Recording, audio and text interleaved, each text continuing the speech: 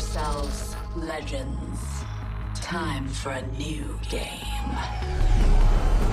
I'm in the pipe, 5x5. Yeah, nice to meet you. I'm Chad Grenier. I'm the game director on Apex Legends.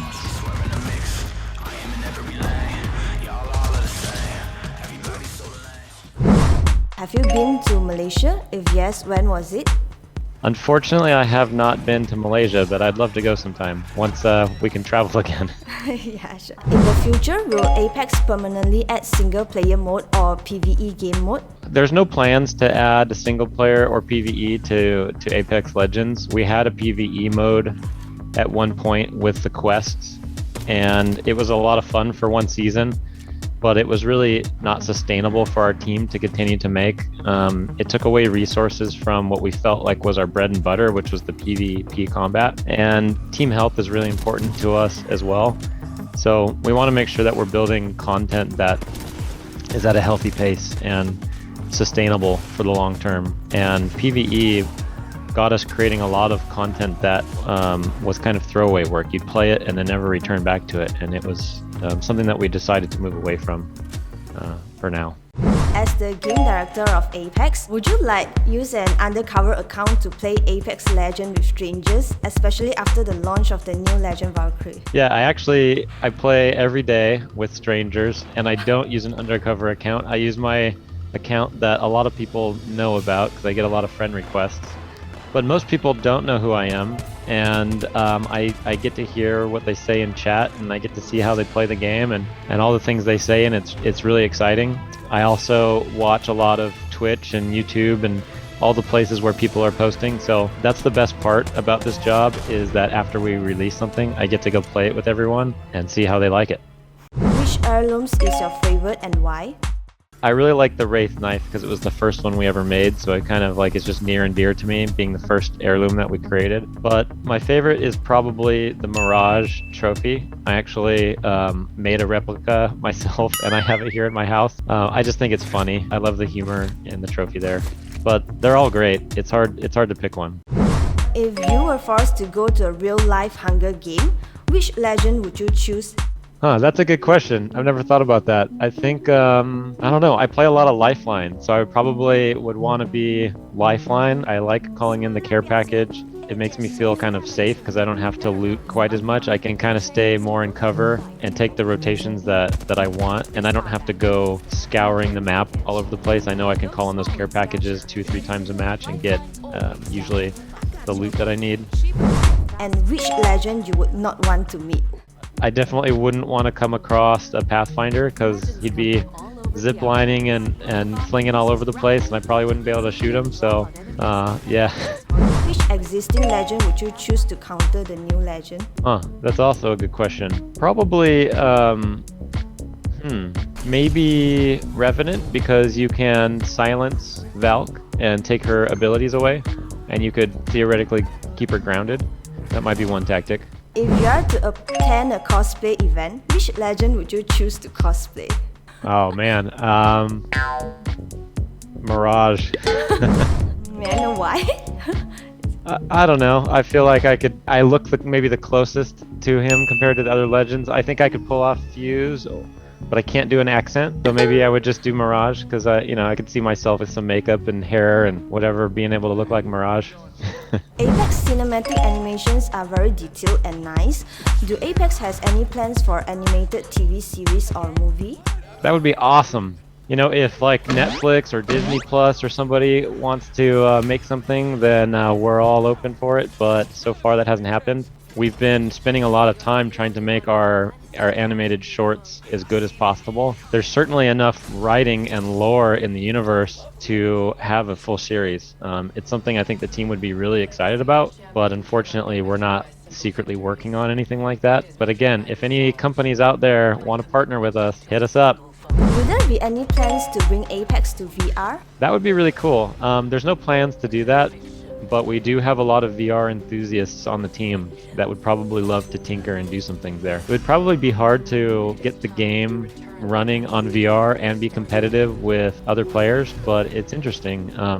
Yeah, no plans currently though. Ash from Titanfall has appeared a lot of times in Apex. Is it possible that she will join Apex as a new legend in the future? I think it's possible. Yeah, we'll just have to wait and see what happens. I think she would probably make a good, be competitive in the arena. Yeah, time will tell. We'll see what happens. How does the current pandemic situation affect the development team? Well, it flipped the table on us and changed everything, just like I'm sure every other company out there. We're not going through anything unique, you know, it's something that everyone's had to deal with, but certainly was a struggle going from a one studio team where everyone is in the same building to everybody being remote and nobody being in the same room. And when you have a creative and collaborative project, you rely on people getting together and talking or looking over a shoulder or using a whiteboard together. And so when we all had to go home and work remote, we couldn't do any of those things. So we kind of had to relearn how to collaborate and build a game together while working remote. And it was certainly a challenge. It's hard working from home because we don't say that you're working from home. We actually just say you're living at work, because you tend to you don't have that separation of work and home. You just feel like you're at the office all the time, even when you're away from your desk. So team burnout was certainly a concern and something that we had to learn a lot about. And so we started giving more time off, and we started allowing people to work different hours based on their schedule, or when they could get childcare, or when their spouse was home, and things like that. We had to make a lot of adjustments to when we're working, how we're working, and how much time we're giving off to get a break. We're working very differently, but I think we've done well. It's, you know, we're a year in now to working remote, and we've learned a lot of lessons, and hopefully we'll start to see some people return to the office soon. When did you start planning for this Season 9? Can you share with us any challenging or interesting things encountered during the process? Parts of the season started about a year and a half ago. I think it was September in 2019 that we first played Arenas mode for the first time. And it was very different. There was still loot on the ground. There was no custom maps. We were playing with a very tiny circle, a small ring within Kings Canyon. And there was multiple of these matches happening at the same time. So the Arenas mode evolved over the year and a half. Valk was a legend in prototype very early on, probably even before then. We had a jetpack character. Now, she didn't have the personality. We didn't know that it was going to be Viper's daughter, but we had a jetpack character in the works very early on. As time progresses, you start to just get some clarity on what these things are. You start fine-tuning the gameplay and the buy phase and how loot works in arenas over that time. And you start figuring out Valk's abilities, what works, what doesn't work. There's lots of work that you try and you throw it away and you try something else, and it's very iterative. And then we say, okay, well, let's make her a Japanese character and let's make her Viper's daughter, and all those details start to emerge over the course of the year and a half that we work on any legend. And then, of course, we're working on Season 9 during the transition to work from home, so that certainly threw a wrench into things. And the bow's been in the works for 2 years. It took us a while to get it to just feel right. We almost released it in Season 7, and we made a decision that it wasn't ready and we needed more time to make it better. And we also didn't want to crunch the team to try to get it done for 7, so we held it for 2 more seasons. Yeah, I guess that's an interesting bit of information there. What are the goals that Respawn Entertainment wants to achieve this year?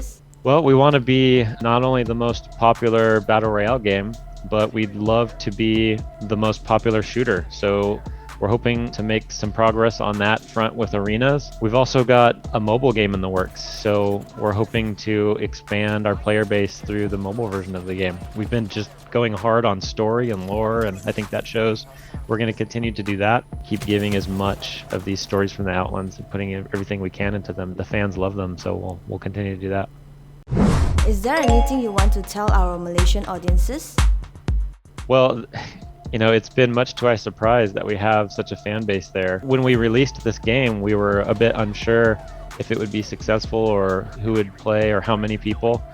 And to see the popularity grow across the world has been really humbling for us, and it's been great. So we love all of our fans in Malaysia, and thank you for their support. I certainly hope to jump into some matches with some of them once Legacy launches. We definitely try to play in different data centers, and it's interesting. The game actually plays a little bit differently in some of the different regions, so it's interesting. But yeah, thank you. My call sign is Valkyrie, and you'll live to remember it. Valkyrie.